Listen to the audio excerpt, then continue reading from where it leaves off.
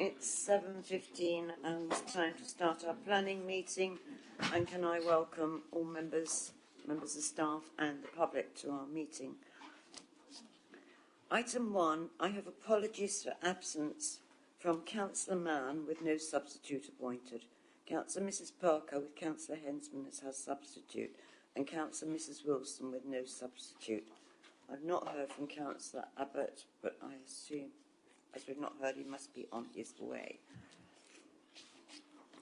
Item 2, declarations of interest. Does any member wish to declare the existence and nature of any disclosable pecuniary interest, other pecuniary interest or non-pecuniary interest relating to items on the agenda having regard to the Code of Conduct for members? Members, I will start by doing 3 joint ones on behalf of us all to save time. The first item is 5B.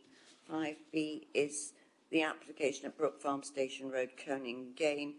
The applicant is related to a fellow councillor, Councillor Courthold, and we all know him, so that's that. Item 5C, that is the Small Acres, Malden Road, Hatfield, Peveril. Councillor Dervish is here to speak, and we all know her. And item 5E, the applicant is a fellow councillor, that is Councillor Walsh, and we all know him. So I have to do a joint declaration on those 3. Any other declarations? I've covered them all. Item 3, minutes of the previous meeting. I am afraid that the minutes for the 23rd of August, which was our last meeting, which seems to have been ages ago, which is quite unusual for us, they are not yet complete, so we will not be looking at those this evening. So we go straight on to item 5, planning applications. And the first planning application is application 5A, which is application number 21018344, former hangar site, Sailing Airfield, Great Sailing. This application can be found on pages 5 to 25. We do not have any speakers on this application, so go straight to the presentation, which is going to be made by Lisa. Good evening and thank you, Lisa. Thank you, Madam Chairman. Good evening, members. This is a full planning application for the erection of a warehouse for storage use, Class B8, and its site address is the former hangar site, Sailing Airfield, Great Sailing. Here is just an aerial photograph, just to try and sort of orientate yourselves in relation to Great Sailing itself. So the application site is here. Again, we can see it in a bit more detail here. This adjacent site here falls outside of the site area. You can see that the site is bounded to the south by this tree belt, which is also outside of the site. Open agricultural land to the north, another tree belt here to the west, and further agricultural open land. There is a bridleway that runs in a north-south direction where my cursor is now, so running alongside the edge of that tree belt and hedge line. You can see some unmade land here, and there's some external storage. This falls outside of the application site as well, and is not lawful and is subject to enforcement investigation. So again, just looking at the location plan, you can see the extent here, so it's very much contained within the building and its curtilage. Turning to the existing site plan, access into the site is via this corner here. Vehicles come round here, and this is the entrance into the existing warehouse building. This area here, as you'll see in some photographs shortly, is hard standing and has some external storage area, and the building is proposed to be sited within this area. So here we see the elevation for the existing building. It measures 37 metres by 72 metres in length, and it has a maximum height of 12 metres. Again, as you'll see in the photographs, it's finished in steel sheet panels on a concrete plinth with corrugated roofing. The proposed floor plan now, you'll see here the access remains from that corner and extends again in the same route.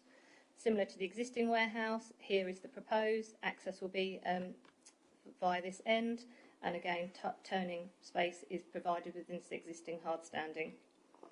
The building size mirrors exactly the same dimensions as the existing warehouse. So looking at the proposed elevations now, again you can see that it very much mirrors the existing building in terms of its size, scale and form. The materials, as I've noted, are the same. The application does propose a green wall facing out onto the open land, which we can see here. And as indicated within the committee report, This is shown to be a range of climbing plants, including clematis, passion flower and ivy. However, officers consider that this would be unacceptable. It would be an unacceptable proposal because it's not an integrated green wall and it wouldn't represent an appropriate planting scheme. Just looking at some photos, so this is taken from that corner looking into the site, so the existing building here on the right hand side and some existing storage and transformers, so vehicles would enter the site here. This is then looking at the eastern side, so vehicles would be coming where my cursor is, down into the site and access the existing storage warehouse building here. And you can see the extent of hard standing and external storage that already takes place at the site. Another photo here just showing the existing storage building, so you can see the extent and size of that. The proposed building is on this sort of unmade parcel of land here. And again, just another photo of that, really just showing exactly where that building is proposed to be located. So these photos now are taken outside of the site area, looking back onto that rear boundary, so you can just see sort of the extent of this sort of low-level, unmanaged boundary. It's fairly open. And where this photo is taken, this sort of unmade land is that area that lies outside of the site, but has not got any lawful use. Again, here this is a view taken from the bridleway, looking across the agricultural land to the back of the site. So again, these storage buildings are nothing to do with this application site and are subject to enforcement review. You can just see the openness as you're looking across from that public viewpoint. And again, this is just a slightly longer view from that public view, looking to that flank elevation. So in terms of the conclusion and recommendation, the site is outside of the development boundary and sits within the countryside. There's no policy support within the adopted local plan.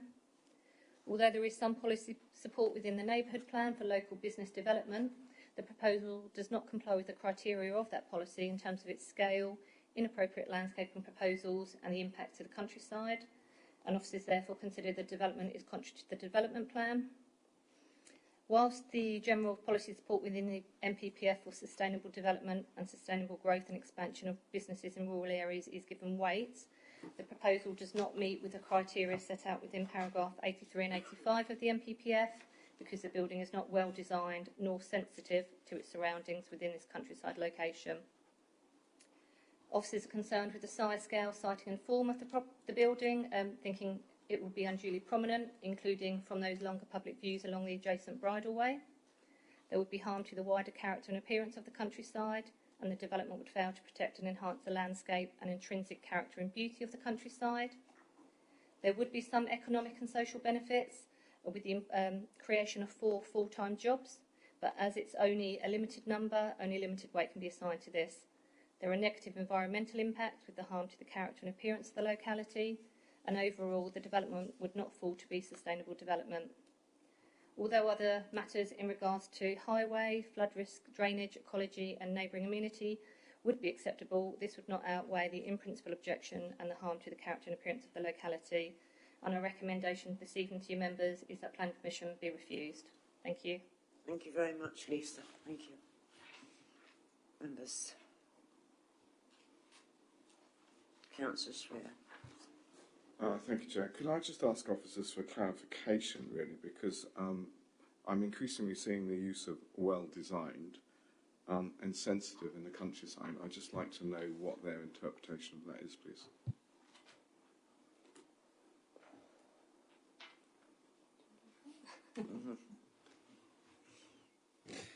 Thank you, Councillor Shreya, for the question. So I think in this particular case, obviously we've got to focus on the application before us this evening, but in the context of this application, I think as the plans show, this is a very large building, poorly articulated, and really mirrors what's there, which is a former hangar building.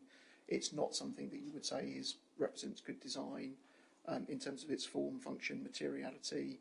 The green wall that's proposed on one of the elevations it can't be considered what you would conventionally call a green wall, which is a very highly planted elevation, which has got integrated irrigation and so forth. You're talking about some climbing plants going up the side of an elevation to try to screen wider views. So it's the size, the scale, the materiality of the building, and it's obviously replicating what's seeking to replicate what's there on the site at the moment, which is a very, very large building in a countryside location where the principal presumption of new development is generally resisted. So we say the building is too big, it's in the wrong location, and yeah, the quality of the proposal is deficient.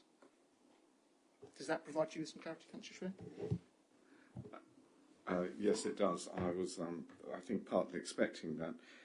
It's just that the actual site itself is situated, I would say, approximately very close to the a brownfield site of an old airdrome, and it is expected when people look at that to see large old hangars there, and it's a replica of the building that's existing as well, and it looks like the land use there is already well established for storage, and it wouldn't be able to offer up any other expertise to other alternative uses at that point. So I'm just feeling that the fact that there was no objections to it as well, and also about the fact that it is in the countryside. I appreciate that it's outside the boundary, but also the offer that it may provide.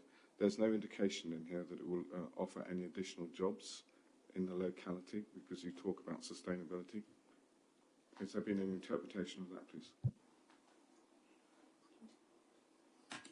Thank you. Just picking up on the first point about replicating an existing building, that is something that the submitted design and access statement sort of does seek to justify the development for, and that is something that we've responded to within 11.1.9 of the report, just in terms of that existing building was there, and this is seeking to replicate it. And obviously there's an existing building there, but that existing building was created as a conversion, which would be appropriate in policy terms, and obviously the impact of that building that is no longer there has gone. So I think we've got to look at the site as it exists today. And in terms of just what Chris, picking up on what Chris was saying about sort of high quality and what that means, and sort of landscaping is part of that. And yes, they're proposing that green wall that we consider is unacceptable, but otherwise there's very limited scope within the site to have any other planting. So if you're looking back at, and I can share the screen if it's helpful, the siting of the building, it's so close to the boundary that there's just inadequate space to achieve any landscaping to provide any other screen there.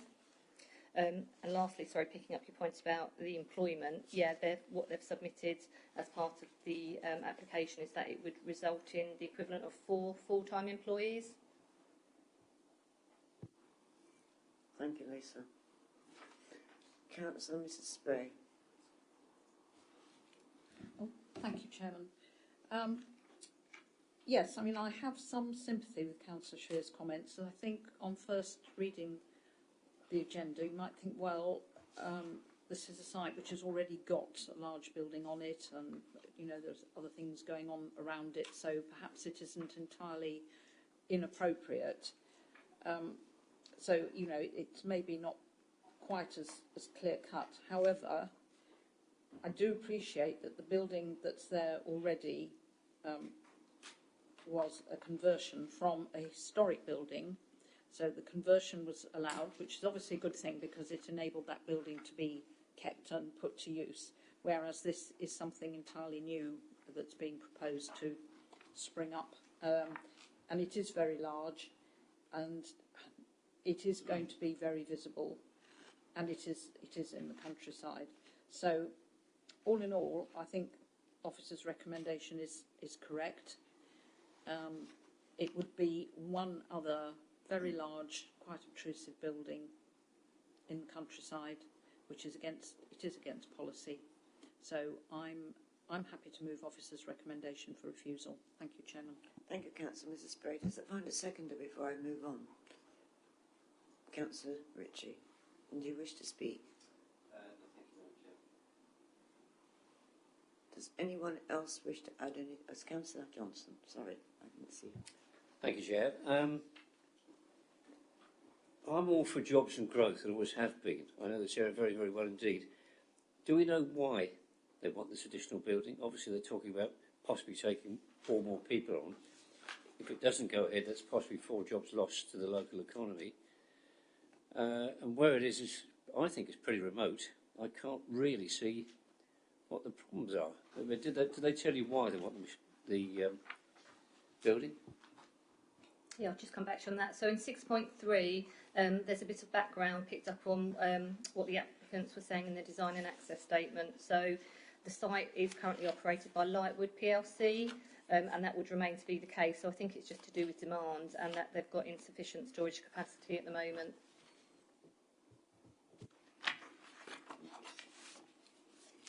Anyone else wish to add? No. Well, it has been moved and seconded that we refuse this application. I'm going to put that to the vote. All those in favour of refusal? 1, 2, 3, 4, 5, 6. Those against? 2. Abstentions. That application has been refused. Thank you, members.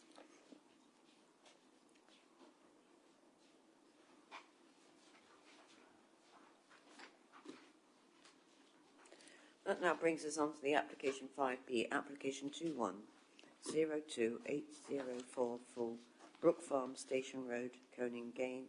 This application can be found on pages 26 to 21. We have no speakers on this application, so I go straight to the presentation, which is going to be made by Natalie. Good evening, Natalie, and thank you.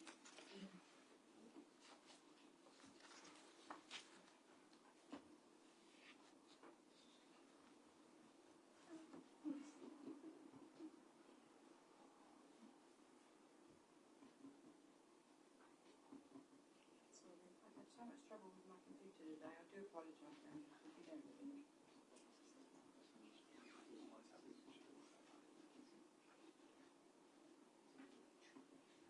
Okay.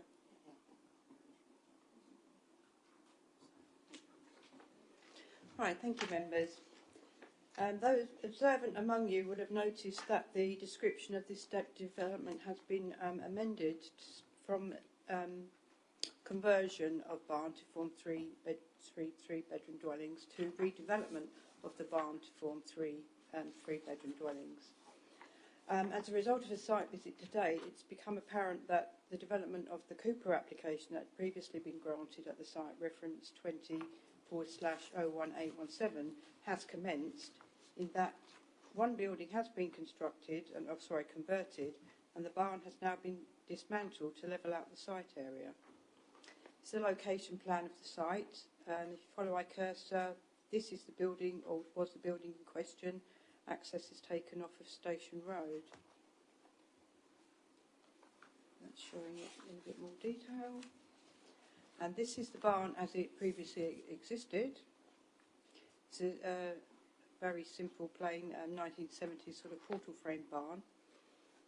And this is the scheme that was approved under the Cooper application previously mentioned.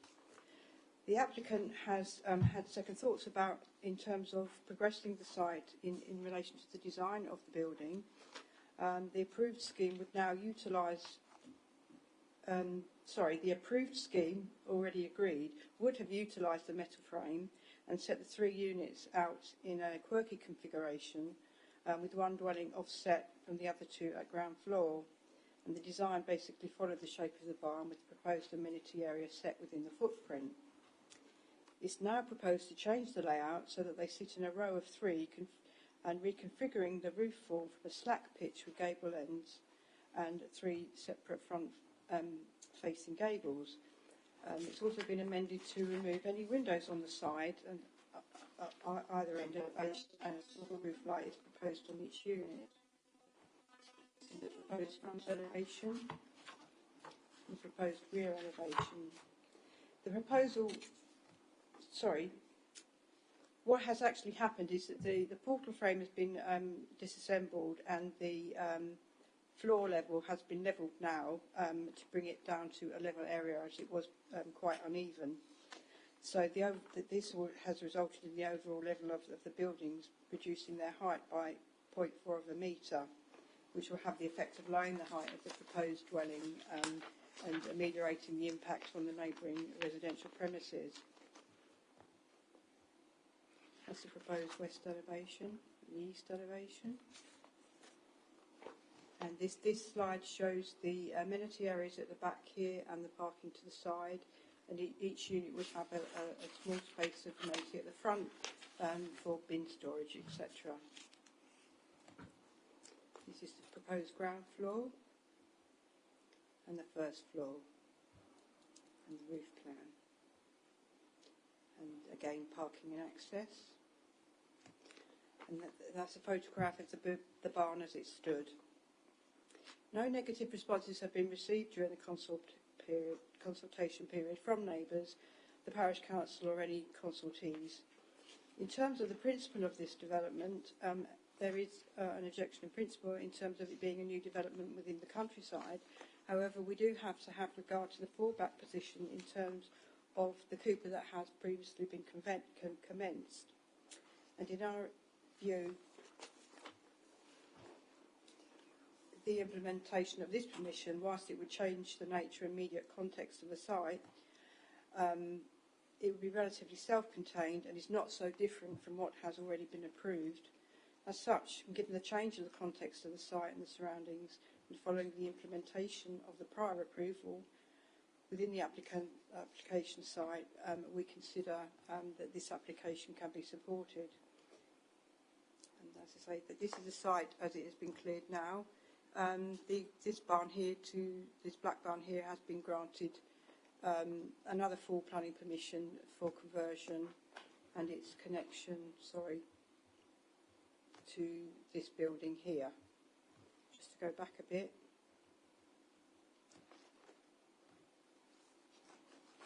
In terms of the location of the site and its access to service and facilities, whilst it is outside the development boundary, and then there will be some reliance on the car, the proposal is next to the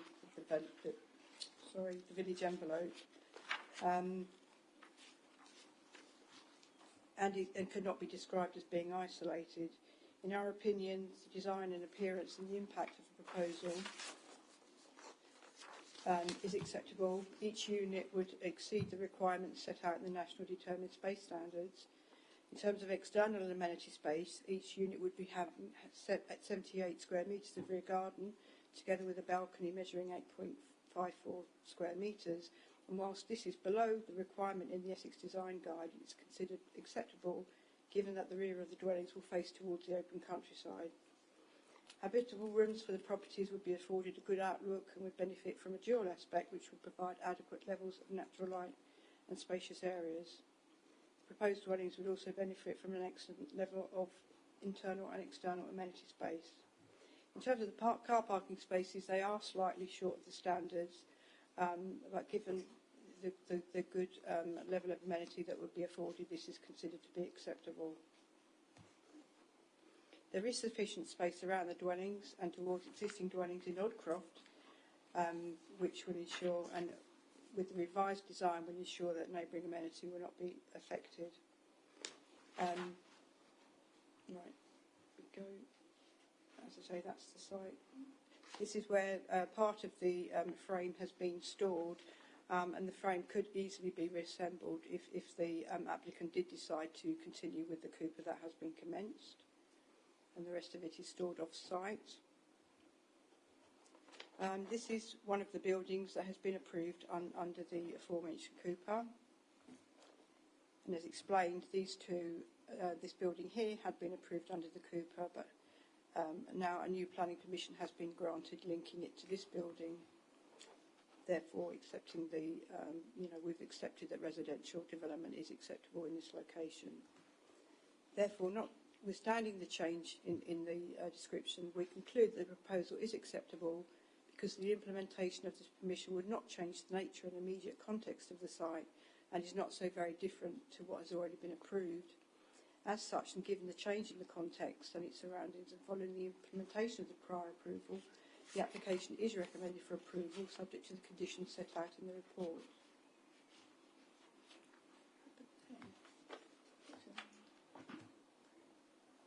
What did you do? Sorry. Okay, thank you, members. Sorry for my shaky presentation. Happy to answer any questions. Thank you. Thank you, Natalie. Councillor Mrs. Spray. Thank you, Chairman. This is in my ward. I do think this is fairly straightforward. The site does have approval for development.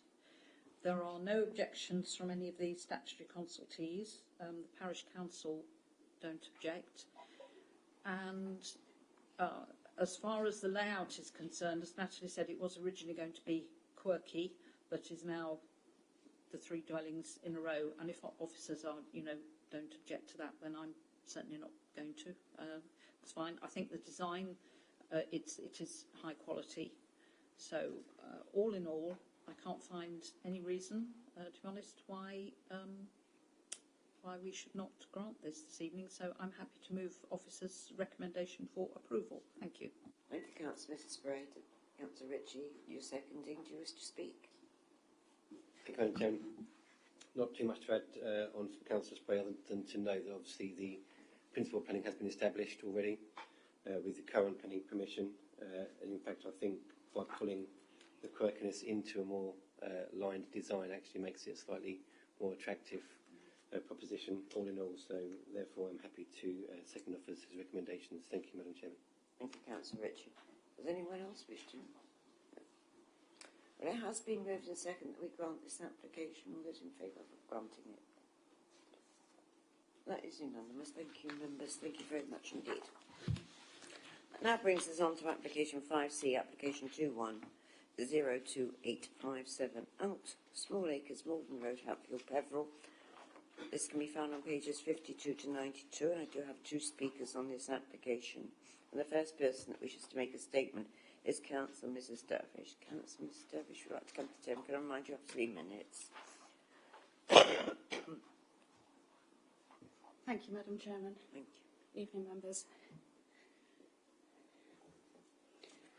It is with great sadness and concern I sit before you tonight to object to yet another speculative planning application for Hatfield Peveril. Under the neighbourhood plan, this clearly falls outside the village requirements for planning. And whilst I appreciate Braintree have yet to fulfil its 5-year housing supply, Hatfield Peveril have more than contributed towards the district's requirements and the 3 large developments already in progress, along with a 4th, which has already received approval. I point you to the comments made by the Parish Council and those made in the statement supplied to you by Mark East, who put the points across rather well. So rather than repeat those words, I would just like to add, the office has still maintained Hatfield Peveril is a sustainable location. I beg to differ. The doctor's surgery is full and has been for some years now. More development is just adding additional pressure to surgeries in Witham, also making those patients have to travel to the next town for their medical needs. The school projections for the next 3 years conclude that they will be at full capacity. There is little to no childcare facilities that currently have spaces, and in fact many have waiting lists already, and that's without the already existing new developments being fully occupied. The location of the proposed site has no adequate footpath into the main village, pushing more cars onto the roads, and the roads which are already gridlocked on a daily basis. Whilst I respect the work our officers do, they do not live in the village and experience any of the ongoing problems it now faces due to large developments being approved, let alone adding more. They are out of touch with thinking this is still a sustainable location, and I would have to ask, at which point does it become unsustainable? That's if we can even refer to Hatfield Peveril being a village anymore. I urge members to refuse this application, please. Enough is enough. Thank you. Thank you, Councillor Dervish. Thank you very much for attending. The next person wishing to make a statement on this application is Mr. James Firth. He is the agent from Savills. Good evening, Mr. Firth, and you also have 3 minutes.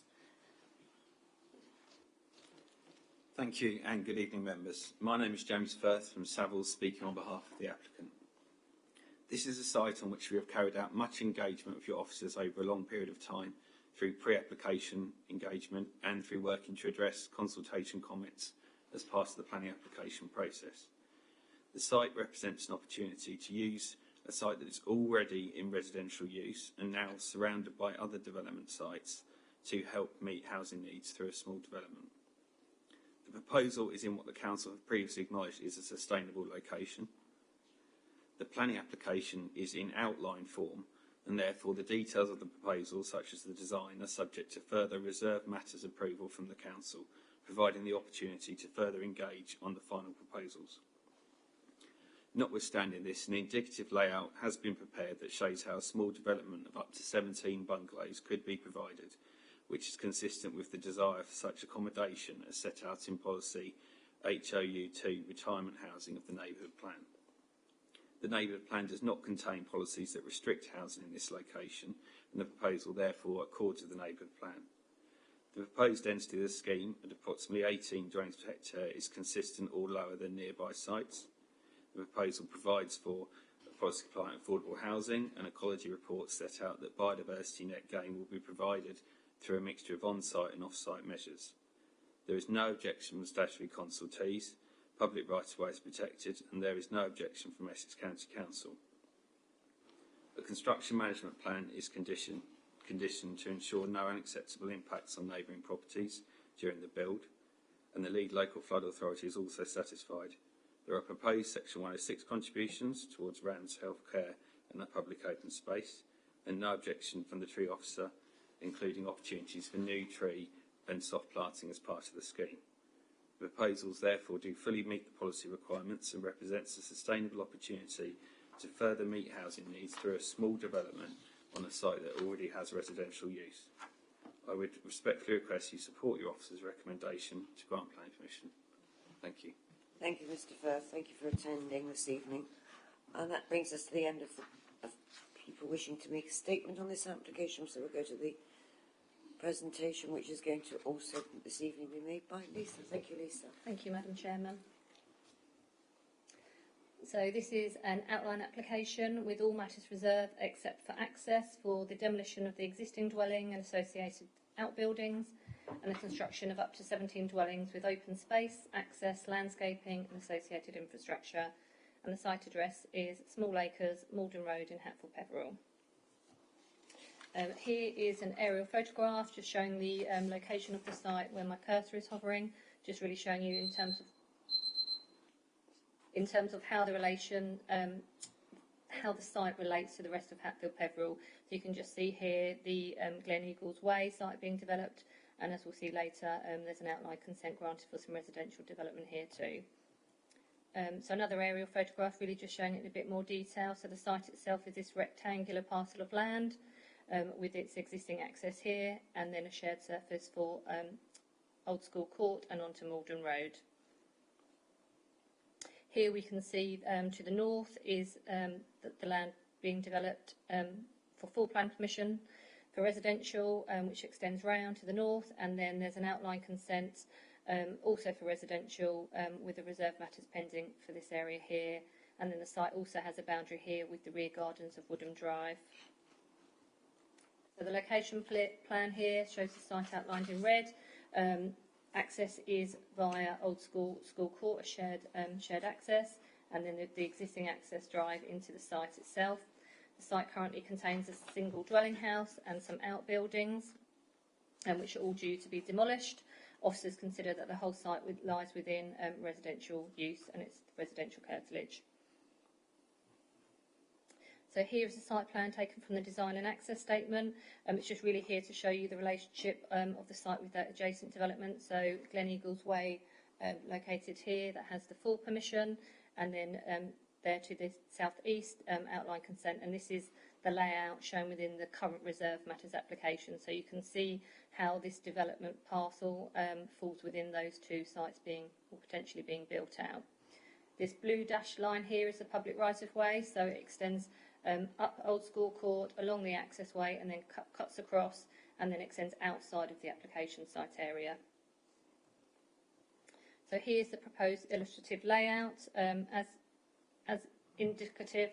It's indicative because layout, scale, appearance and landscaping are all reserve matters. However, it does demonstrate one way in which 17 dwellings can be accommodated on the site. And as detailed within the committee report, officers are content that the density is acceptable and would assimilate into the locality appropriately.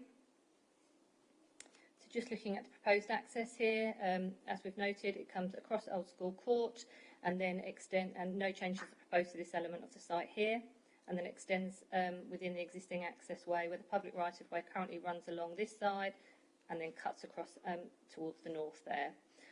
So works are proposed to this in terms of removing or trimming back some of the existing hedgerows to maintain a wider width there.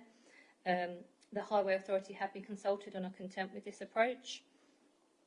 The width would allow for a car to pass a larger vehicle as demonstrated here, and the provision of a shared surface way is considered to be appropriate given the scale of development and characteristics of the road. The Highway Authority have had no objections to the application. So just in terms of then the proposed access works onto Malden Road itself, so again you can see Old School Court, the road shared access drive coming down here. There is an existing brick wall that does limit visibility to the west, so that is impaired by this stone wall. So although there haven't been any accident problems within the vicinity, because of the intensification of the use, it is proposed that there would be mitigation works, and this mitigation works comprise the widening of the footway to improve visibility for emerging vehicles. So that is shown by the pink along here. So the footpath would be widened to improve that visibility, and that's all accommodated within the public highway. The application has been submitted with an arboricultural impact assessment. So the trees and groups to be removed are these ones that are highlighted red. So 8 trees are due to be removed. These are all Class C except for 2, which is T14 and T11 here, which are Class B, Category B, sorry. And all the group planting is also Class C. So these planting is due to be removed to facilitate the development. And as stated within the committee report, we feel this does weigh against the proposal, but it's considered that the adverse impacts in relation to the trees can be mitigated by a high quality landscaping scheme. Just turning to some photographs now. Here's the access road. So this is beyond Old School Court. So the public right-of-way runs along this side and then crosses over around here and then turns to be outside of the site. This is a view standing in the internal access road looking into the site, so you can see the existing dwelling to be removed. And again, just another view of that looking east now, so the existing dwelling and existing outbuildings to be demolished. This is just another view of the western boundary, so again, these are the sort of outbuildings to be demolished, and this is this western boundary beyond which lies Glen Eagles Way. Just another view of that the western boundary and that northwestern corner. And this does show T5 and T6 to be removed, so you can sort of just get a sense of the scale and character of those trees that are the Category C. Just a view of that northeastern corner now. And again, another view from the site entrance. So these two, these show the Category B trees to be removed. So it's this one here and this one here, that are the Norway spruce, which are the Category B. And then just sort of between those sits these Category C trees, that are the 2 Rowans. Just a view here to show sort of how the public right-of-way sort of turns outside of the site and then runs along that eastern boundary outside of the site. In terms of the summary, the site lays out of the defined development boundary. Officers consider it is sustainably located with good access to day-to-day service and facilities. Just picking up really on some of the comments made within question time and also raised by third parties in relation to schooling and healthcare. So for the NHS, it is acknowledged that the nearest surgery with capacity is in Boreham. So this is not within walking distance. But as noted within the committee report, the NHS do seek a contribution to support the population arising from the development. And in regards to schooling, I have today spoken again with the School Places Planning Manager at Essex County Council, who's confirmed that there is capacity to meet the development in terms of children applying in the usual round for reception places. So overall, officers do maintain that the site is suitably located with good access to day-to-day services and facilities and to sustainable modes of transport. It represents an intensification of an existing use adjacent to a defined settlement boundary. It does form an infill site between 2 larger residential sites being built out. The indicative layout demonstrates that the density of development would be appropriate. It would provide for on-site affordable housing, 40% policy compliant. And although considerations of amenity for future and neighbouring properties will be a reserved matters consideration, the application does demonstrate that it could be provided acceptable for all. Highway capacity and safety matters, including for the public right-of-way, are considered acceptable, and the Highway Authority have raised no objections. Ecological considerations would equally be acceptable, subject to a number of conditions, and other matters in regards to flooding, drainage and landscaping are also considered acceptable, subject to conditions. For regards to the planning balance, the benefits of the development relate to the delivery of market and affordable housing, the location to services and facilities, the economic and social benefits, and the adverse impacts relate to the conflict with the development plan and the harm with the removal of the trees and hedges and groups. So, in summary, while there are conflicts with the development plan which weigh against the proposal, officers consider that there are material considerations that indicate that decisions should be made other than in accordance with the development plan. When considering the planning balance and having regard to the adverse impacts and the benefits outlined above, officers conclude that the adverse impacts of granting permission do not significantly and demonstrably outweigh the benefits when assessed against the policies of the framework as a whole. And our officer recommendation is that planning permission be granted subject to conditions and the Section 106 legal agreements as set out. Thank you. Thank you very much, Lisa. Thank you. That's very detailed. Thank you. Members. Councillor Wrench. Thank you, Madam Chairman. Thank you, Lisa, for a very detailed report there. I'd just like some clarification on the issue of sustainability, if that's okay, because clearly that was a hot topic at public question time. Councillor Dervish has outlined some reasons of why she feels that the issue regarding Hatfield Peveril is around sustainability, and also in the report in section 8.11 the parish council outline a question asking at what point does the village become unsustainable.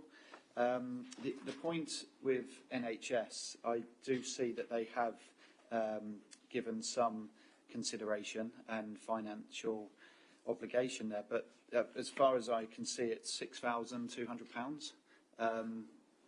What are they practically going to be able to do to solve an issue? Because most of the residents, from what I can see that education won't be too much of a problem, being houses of bungalows. So I'm making the assumption that most people moving in there would be elderly, but surely that puts even more pressure on the NHS. So I'm just concerned. I do appreciate that the NHS is only one factor of sustainability, but if we could just have some kind of clarification on behalf of the parish council of what would be deemed and how much more pressure would need to be taken on Hatfield Peveril, we may be starting to look at whether that location is unsustainable. Thank you. Thank you, Chris. Yes, please do respond. Thank you, Councillor Wrench. So just taking those points in turn, perhaps if I should start with the NHS contribution first. So I think it's important to note that we don't have an objection from the NHS as a consultee. They've put forward a recommendation for a financial contribution as set out in the report and as noted, it's a small contribution. So fully accepts the comment in terms of how that will actually be meaningfully used to mitigate the impacts. But as the local planning authority, we can only be guided by the statutory consultee, and this is not the first time that the NHS, in their responses, have only requested a fairly small contribution. So in that regard, I'll just reiterate what officers have said in connection with other similar proposals where we have challenged, as officers, the NHS on this. We have gone back to them over their standard criteria for how they calculate the contributions and sort of try to push them to say, actually, you should be asking for a higher level contribution.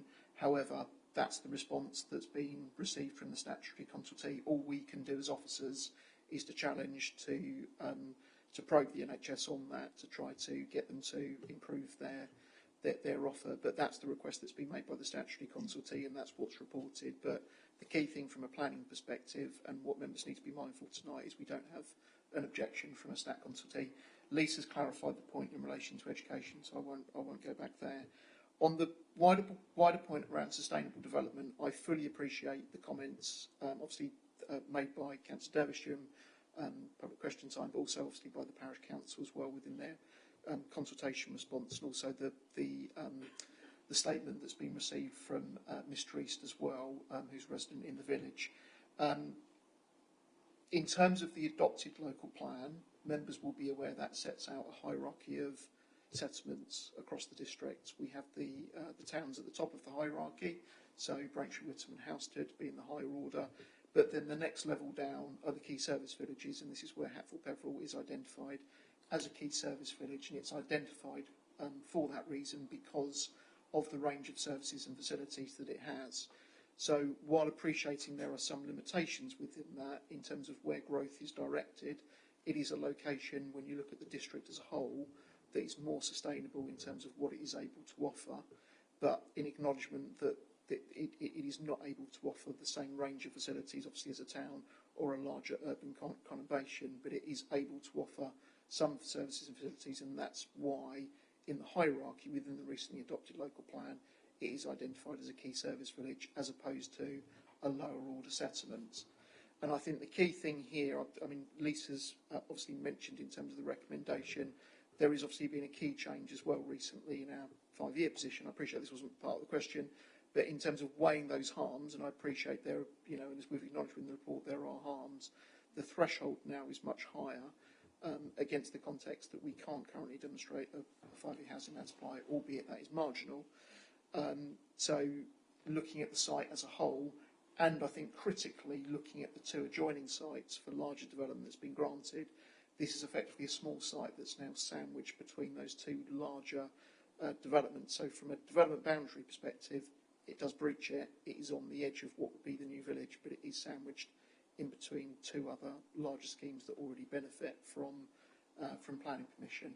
So with all of that taken into account, there will be growth in this part of the village. This is part of the village that would develop, and they would benefit obviously from the service and facilities within the village. We're not saying or acknowledging that there isn't pressure on those services and facilities, but until we get to a point where statutory consultees are actually objecting, it becomes difficult, I think, to argue that because of the hierarchy of the settlement, the size and scale of the development, that we can't argue that actually the harms in this case significantly and demonstrably outweigh the benefits. So apologies, that's quite a long response, but hopefully that's some clarification, Councillor Wrench, to your question. So Chris, what you're actually saying is that it will be a time when these key villages will be so saturated that they won't, the facilities will be so saturated, then they'll no longer be able to be considered as a key village. Am I right? So the settlement would still be the same in the hierarchy, but I think the point is at the moment we haven't got the support of key statutory consultees that are actually saying, well, these services and facilities are at a point where the pressure is so much that actually school places are under a threat or health facilities can't be accommodated. If we got to that stage, it doesn't override the hierarchy within the local plan. It's still, the village would still be better suited to accommodate new development compared with much more rural parts of the district. So we'd still have to consider that balance, but it would become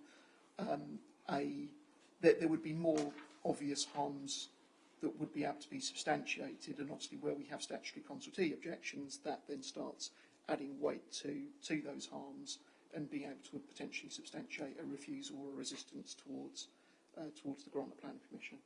Thank you. Councillor Mrs. Beavis.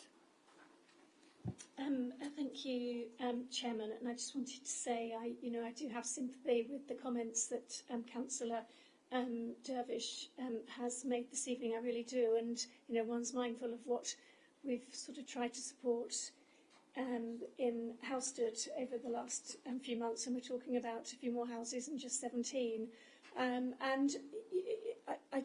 I find myself feeling here that, if we were minded to refuse this application this evening, it would go forward for an appeal. And there's a jolly good likelihood, I think, that the applicant could win it on appeal, because we've got other appeals going on at the moment in this district. And without our 5-year housing supply, it's going to be really, really difficult for council to defend. And I think on those grounds, understanding a little bit more as to how the process works, I feel that it is going to be difficult for us as a council to defend an appeal. So, on those grounds, I do agree with the officer's comments. Thank you, Madam Chairman. Thank you, Councillor Mrs. Beavis. Councillor Hensman. Thank you, Madam Chairman. It would be remiss of me not to put on record that one of my very first engagements since becoming chairman of the council was being welcomed by Hatfield Peveril Parish Council, and needless to say, planning was an extremely hot topic down in that area, and I could see why. But one question for one of your slides, you had a red line to the sort of northeast of the site. Is that a development boundary or the village envelope, or just so I can get an idea of what that is? Just share this again, and then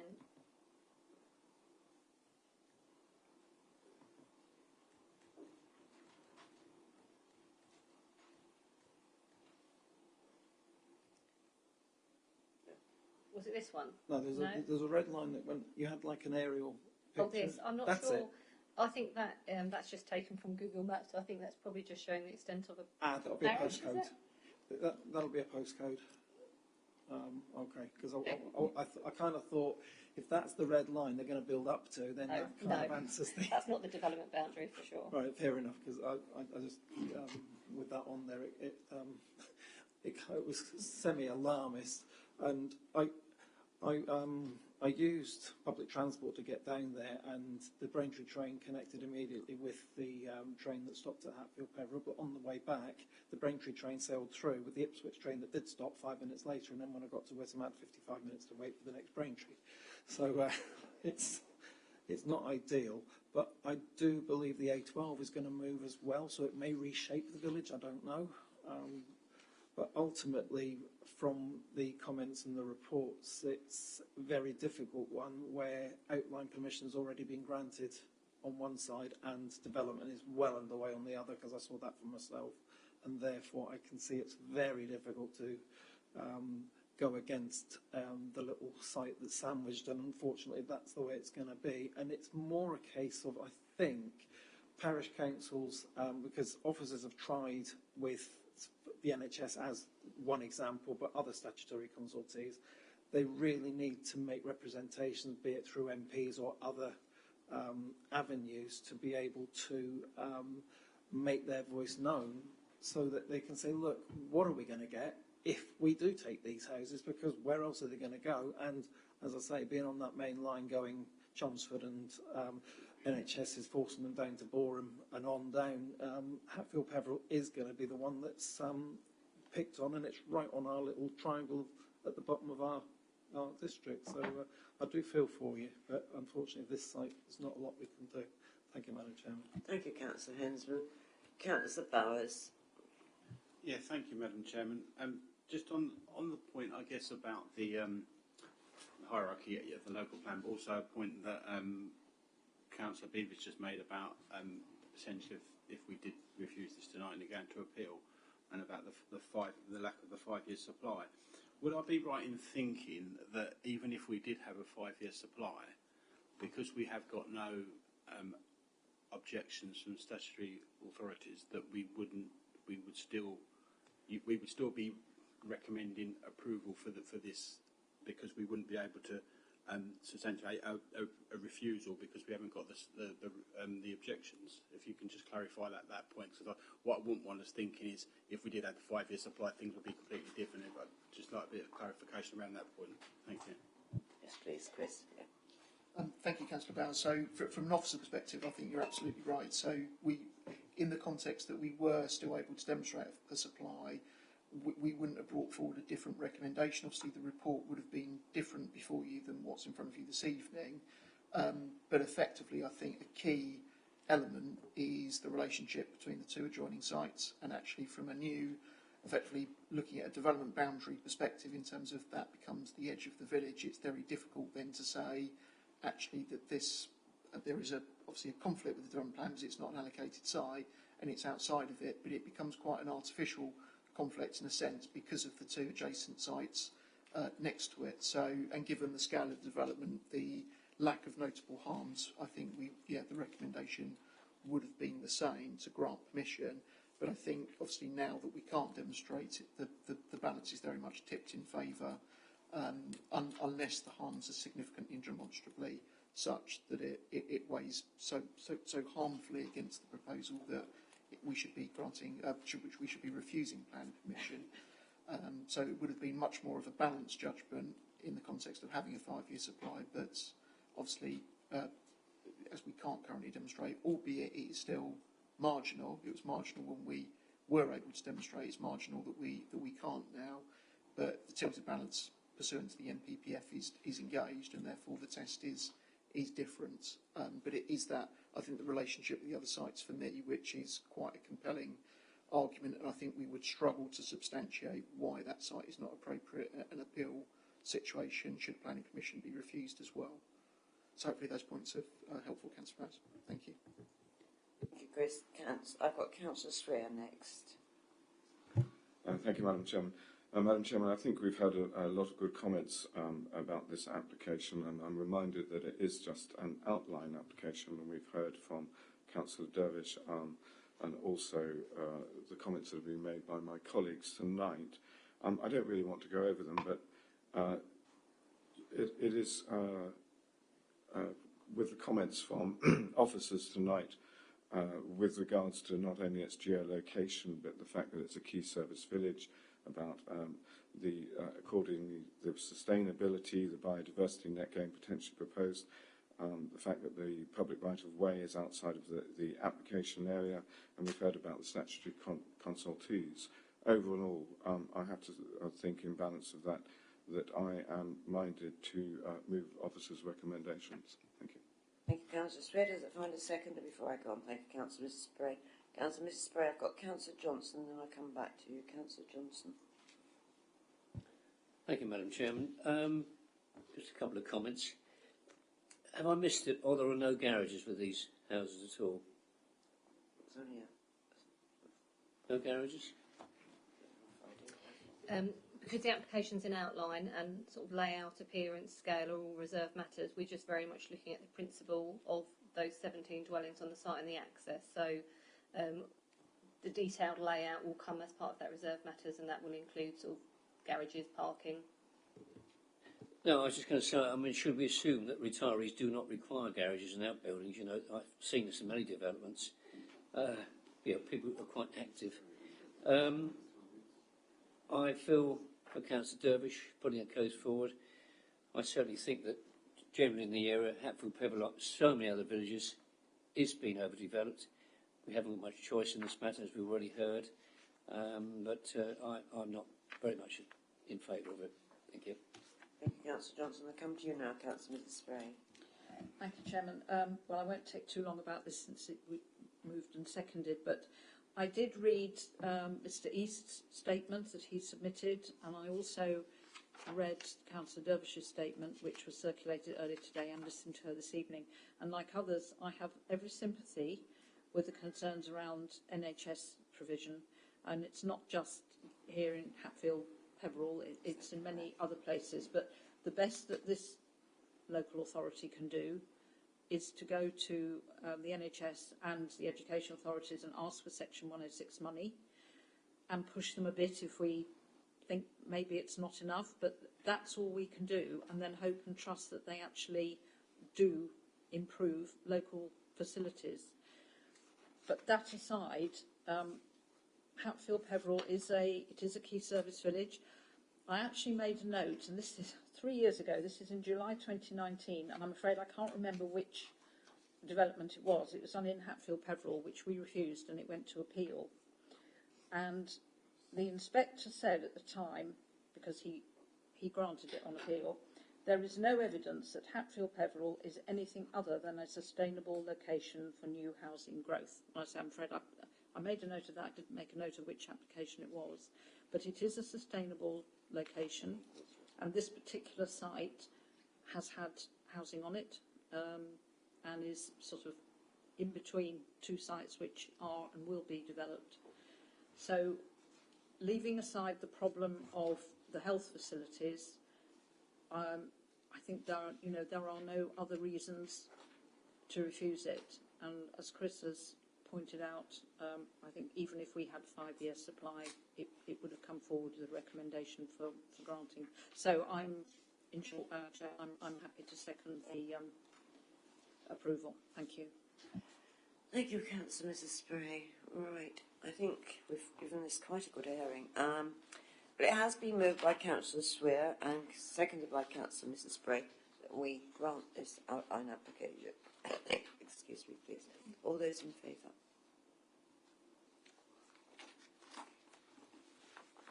That's unanimous. Thank you very much indeed, members. Thank you.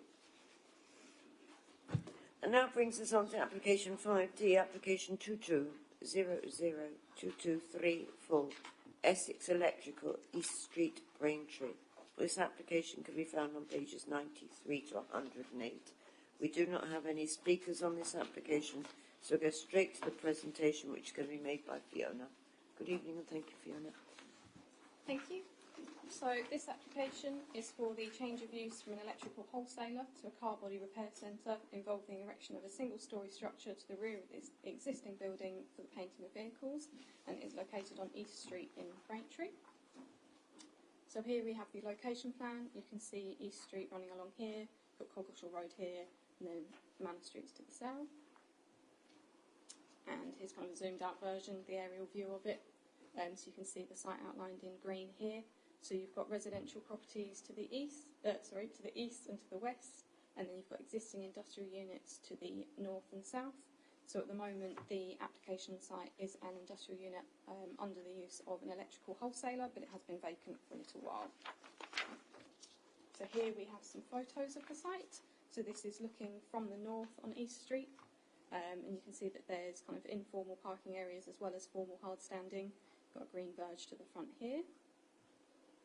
And looking from the south of the site, again to the frontage, you can see there's this existing tree here, again some more informal parking, and you can see here to the south of the existing building is a further area of hard standing, kind of forming a courtyard. And again of that tree that you've got there. And this is looking to the north of the site from within the site, so again you've got that other industrial unit here. So this is from within the application site itself, within that courtyard I pointed out. So at the time of the site visit, there are a few shipping containers, a few structures there.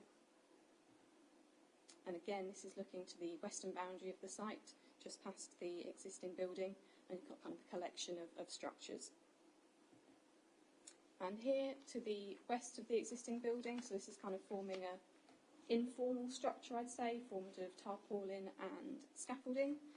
From the previous use of the site. So this is the existing site plan. You can see here that tarpaulin covered area, this kind of collection of shipping containers, this cantilevered roof as well, which was on the existing building, and you've got the areas of kind of gates, you've got that tree there, and the areas of parking. So this is the proposed site plan. So you can see here that there's a structure to be built here on the footprint of the existing kind of informal structure. The removal of the shipping containers and various structures you've got here. The cantilevered roof is to remain. You've got security fencing being retained here, along with the introduction of further fencing along the frontage of the site and with gates into the site here to create more secure parking. There's also the introduction of hedgerows to the front and the retention of that tree that you saw on the previous sites. So throughout the lifetime of the application, then we discussed this landscaping to the front, so the retention of that tree and the soft landscaping, so it's recommended that there is a condition for the detailing of the soft landscaping to the frontage of the site. So this is the existing plans and elevations of the building, just to give you an idea of what it looks like at the moment. And this is the proposed plan, so you can see here this structure that's to be built in place of the existing structure, and this would form a paint booth for the application. So the original submission saw extraction for the paint booth to the roof of the new structure. However, following comments raised by environmental health on noise grounds, the preferred option of relocating to the roof of the main building was then gone for, which you can see here. So whilst the initially proposed ductwork would have been acceptable regardless, following those comments raised by environmental health, then the revised location is considered a preferred alternative in order to mitigate both the actual and perceived noise impacts. So in terms of the design, the application site is staying very much the same from the frontage, just with the exception of some new vertical cladding to the front, and obviously the previously mentioned fencing and soft landscaping. So overall, the application does see the provision of employment use within an established employment area in a highly sustainable location within Braintree. In terms of neighbouring impacts, it's considered that they would not be detrimental, particularly on noise and odour grounds, as established with the rerouted ductwork. And in terms of design, then by the removal of those existing structures on the site, it's considered that the proposal would see an improvement to the application site, particularly with the soft landscaping that would be proposed. So overall, then there's no adverse impacts that have been identified, and having regard to the impacts and benefits and requirements of the NPPF as a whole, officers conclude that the benefits of the proposal outweigh any adverse impacts. Thank you. I recommend approval. Thank you, Fiona. Thank you very much indeed. Members. Everybody's very keen. So Mrs. Beavers. That sounded like I was going to, to do that under under pressure. I mean, I really haven't got much to add to the presentation. I thought it was a really comprehensive presentation, actually. Well done. And I think it ticks the boxes in terms of where we want to move in increasing employment in this area. And I also think it will, I know the area quite well, actually, and I think it will enhance it too. So, as I say, nothing further to add. I visited the site. I fully understand the recommendation, and I'm more than happy to move officers' recommendations. Thank you, Madam Chairman. Thank you, Councillor Beavers. Does it find a seconder before I move on? Yes, Councillor Ritchie, did you wish to speak? Just very, just very briefly, Madam Chairman. I think it brings back into use a building that's been vacant for a while now, and gives the residents some additional choice when it comes to where to take their motor vehicles for servicing, painting, etc. I think it will add to that location as well. It's a popular location with regards to industrial usage, etc. Nothing more to add. I'm happy to second officer's recommendations. Thank you, Madam Chairman. Thank you, Councillor Ritchie. Anyone else wish to add anything? Oh, Councillor Hensman, sorry, I didn't see your hand. Yeah, thank you, Madam Chairman. This is one of my neighbours, not that I know them, and I'm very passionate about trying to look after East Street, especially since the industrial use has disappeared and the housing has encroached into the street itself. So traffic is my big issue because it's still the rat run going down there, and with the additional houses that have created the chicane, it doesn't slow the traffic down. The difference with this application compared to the site at the moment is the proposed additional fencing. Now, this is very open at the front there and abused by residents and shoppers alike because it's very close to be able to go into town and so on. And I appreciate that they will wish to put security on because I know that EEW was struck many times by thieves and criminals climbing over the back fence and disappearing off down Albert Road. And police would always be knocking my door saying, "What have you got?" And I could see these massive drums of cable being rolled down. So with Peugeot opposite me, they've had £800 wheels removed from large cars, and the criminals are very kind and not providing the bricks, and therefore the car just drops down onto the floor. So it is very high on crime. But if they're going to landscape it, and that tree that's currently out in the open, pleased to see it's being retained, is that landscaping going to be appreciated if it's stuck behind palisade fencing, or have we got the details of the fencing? Because I don't want to feel that it's enclosed, but at the same time I do appreciate that the site does need to up its security. Thank you, Madam Chair. Thank you. So in terms of the landscaping, then it's recommended that a condition is imposed, which would then provide details of that soft landscaping. So that would then be down to when that discharge of conditions application comes in. So the fencing is on the plan already, and it's set back 2 metres from the edge, and the gates would be set back 6 metres. So that detailing is there in terms of location. Fair enough. And I don't know whether we can compel highways to repair the footway on that side in the same way as the residential was made to widen the footpath. This footpath is hit and miss going down the western side of East Street, and it could do with some sort of improvements to the for the pedestrians that currently take their lives in their hands, especially where cars are parking on the footpath, so there's not enough room for light mobility scooters and the likes. So I'd say that falls outside the remit of this application. If you've got anything further? No? Yeah, that falls outside the remit of this application. Fair enough. Well, thank you, members. It has been moved by Councillor Mrs Beavis and seconded by Councillor Ritchie that we approve this application. All those in favour? That is unanimous also, thank you, members. Well, that brings us to the final application this evening, which is 5E, application number 22-01689HH, 18 Grange Hill, Coggeshall, can be found on pages 109 to 121. We have no speakers on this application, and it's going to be presented by Natalie. Thank you, Natalie.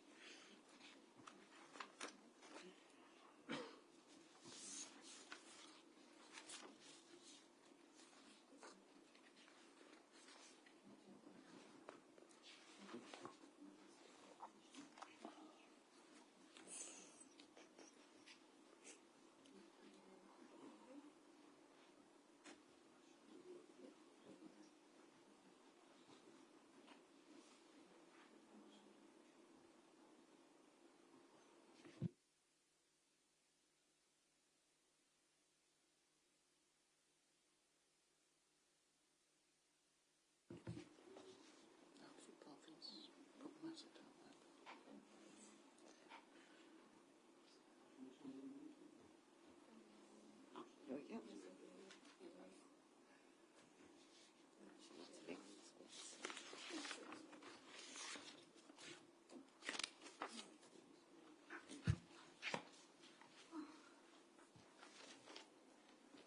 Thank you, Chair. Sorry for the delay in getting started.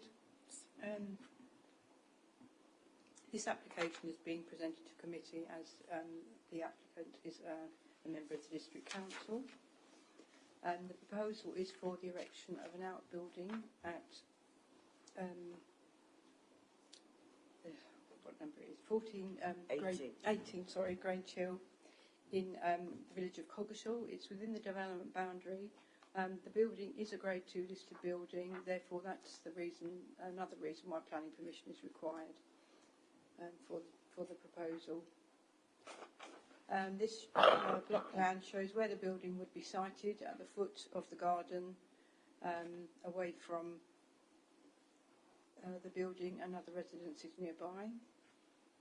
This is showing you the proposed plans. I think it's a bespoke building, timber framed and clad, with a fairly simple design with double doors at the front.